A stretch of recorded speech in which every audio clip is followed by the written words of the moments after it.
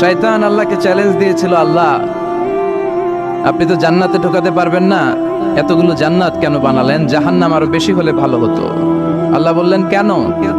শয়তান বলে, আল্লাহ এই সবগুলার আমি ওয়াসওয়াসা দিয়ে মুনাফিক বানিয়ে নাস্তিক বানিয়ে জাহান্নামে ঢুকাবো। আমি চ্যালেঞ্জ দিলাম, ডান দিক থেকে ধোকা দেব, বা থেকে, সামনে থেকে, পেছন থেকে, নিচ থেকে, রগের শিরা উপশিরায় ঢুকে, মাচরাত্তাম যেখান দিয়ে রক্ত চলাচল করে ওখানে ঢুকেও আমি ধোকা দেব। তো আপনি জান্নাতে ঢুকাবেন কেমনে? আল্লাহ বললেন, তুমি আমারও চ্যালেঞ্জ দাও, এত বড় সাহস? আমি তো সব রাজার বড় রাজা, মহারাজা। চিৎকার করে বলেন ঠিক কিনা?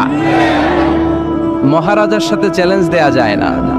তুমি আমাকে চ্যালেঞ্জ দাও, ওকে ডান, আই টেক ইউ চ্যালেঞ্জ। আমিও তোমার চ্যালেঞ্জ নিলাম। তুমি আজীবন ধোকা দিবা, আজীবন তুমি গুমরা করবা, বেনামাজি বানাবা, জালিম বানাবা। কিন্তু আমার বান্দা কোনো তাফসীরুল কোরআনের মাহফিলে এসে, কোন এক ওয়াক্তের নামাজে মসজিদে ঢুকে, অথবা মাঝরাতে ঘুম ভেঙে গেলে তাহাজ্জুদের জায়নামাজে চোখের পানি ছেড়ে যখন ক্ষমা চাইবে, আমি সব গুনাহ মাফ করে দেব, তুই কি করবি?